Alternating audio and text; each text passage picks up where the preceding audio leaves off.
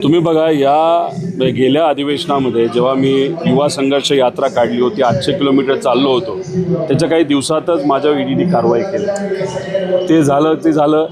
अधिवेशनामध्ये मी सरकारच्या विरोधात मुद्दे मांडले.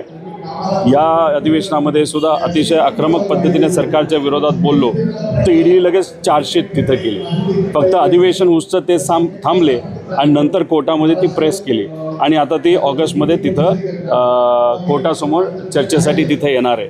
त्याच्याचबरोबर जेव्हा मी यांचा व्हिडिओ, म्हणजे जे कोकाटे जे मंत्री आहेत, त्यांचा व्हिडिओ जेव्हा सोशल मीडियावर टाकला, 2 दिवसापूर्वी जी घटना घडली होती, जिथं मी आव्हाडसाहेब आणि मी पोलीस स्टेशनला गेलो होतो, ती घटना 2 दिवसापूर्वी घडली होती आणि मी जेव्हा तो व्हिडिओ टाकला, लगेच 2 तासामध्ये तिथं माझ्या विरोधात 353ची कारवाई झाली.